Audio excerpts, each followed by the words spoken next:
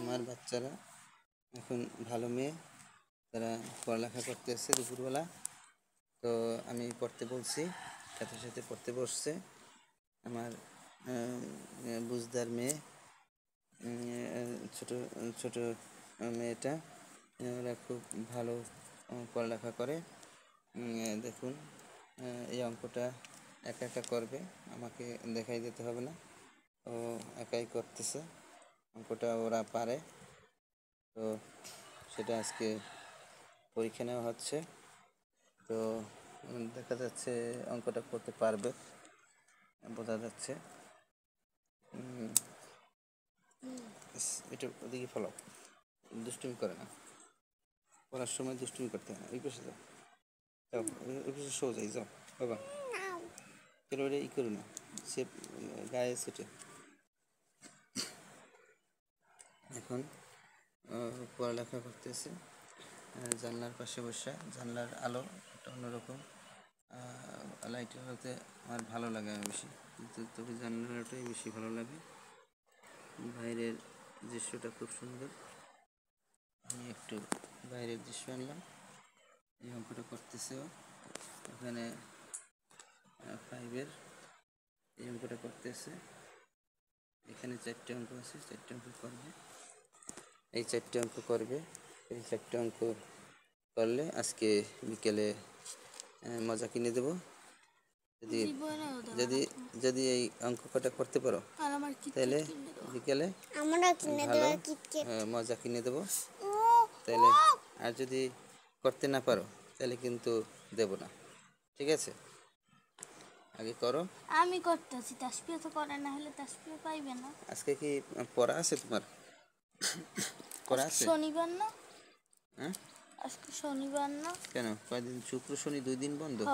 আর রবিবারে ইয়েছে না, রবিবারে। তাহলে শুক্র শনি 2 দিন বন্ধ, তাহলে মাসে তোমার 8 দিন বন্ধ, মাসে 8 দিন বন্ধ। আর তোমার যাইয়া সপ্তাহে 2 দিন বন্ধ, 5 দিন পড়ায় এক সপ্তাহে। আর এবারে 3 দিন পড়াইবে। করো কারণ করো করো। আমার ছোট মেয়ে বই নিয়ে আসছে, সে বই পড়বে।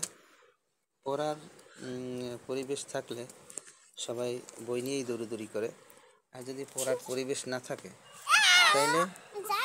তাহলে খেলাধুলা নিয়েই ব্যস্ত থাকে।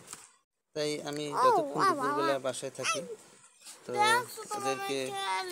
ওদেরকে একটু পড়ানো নিয়েই ব্যস্ত থাকি। তো 2টা অঙ্ক করলেও অনেক কিছু। আমার এই ছোটো মেয়ে, সেও বই নিয়ে আসছে, পড়ো দেখি। হ্যাঁ, সা, জিম, হা, দাল, জাল, জা, সিন, শিন, দোয়াত, তোয়া, আইন, আইন, গয়েন, ফা, কব, কব, কব, কব, কাপ, লাম, কি এটা? মিম, নুন, এটা কি? ওয়াও,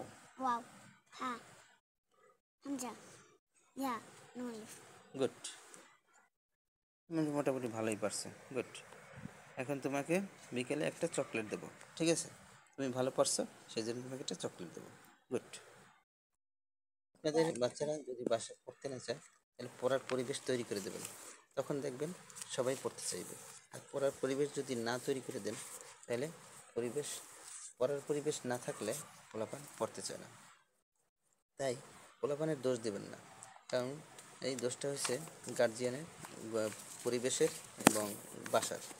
এইসব বাসায় পরিবেশ তৈরি করতে হয়, এবং বাসায় যদি ঝগড়াঝাটি, চিল্লাচিল্লি, মারামারি থাকে তাহলে সেখানে পড়ালেখা হয় না, সেটা পড়ালেখার পরিবেশ নয়। তবে পড়ালেখার পরিবেশ সেটাই যেটা দেখবেন বই নিয়ে নাড়াচাড়া করা, বই নিয়ে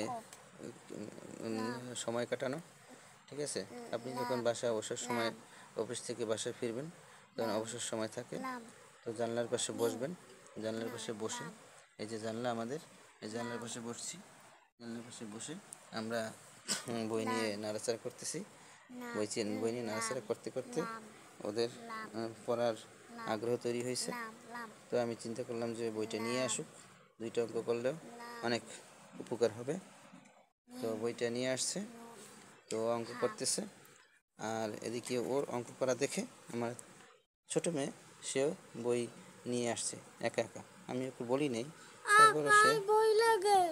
তারপর সে একা একা বই নিয়ে আসছে। তো এই যে পড়ার পরিবেশ তৈরি ছিল বিধায় আমার ছোটো মেয়েকে আর বলা লাগে না, সে নিজে নিজেই নিয়ে আসছে। তাহলে এই পরিবেশের কারণেই তো এই জিনিসটা হয়েছে। তাই ওর ছোটো মেয়ের মানসিকতাটা তৈরি হয়েছে আমার এখানে বই এবং পড়ালেখার পরিবেশ দেখে। তো আমরা সবাই পড়ালেখার পরিবেশ তৈরি করে দেব, গার্জিয়ানরা, বাচ্চারা খুব সুন্দরভাবে পড়তে পারবে। তাই ওদেরকে জোর করা লাগে না, আপনি পরিবেশ তৈরি করে দিন, এমনিতেই ওরা পড়ালেখা করবে। ধন্যবাদ আমার ভিডিওটি দেখার জন্য। আসসালামু আলাইকুম। এই দেখেন আমার মেয়ে কত সুন্দর অঙ্ক করছে, গুড, সুন্দর হয়েছে। হাতের লেখা একটু ভালো হয় না, একটু কাটাকাটি হয়েছে, তবে অঙ্কটা ঠিক আছে, গুড।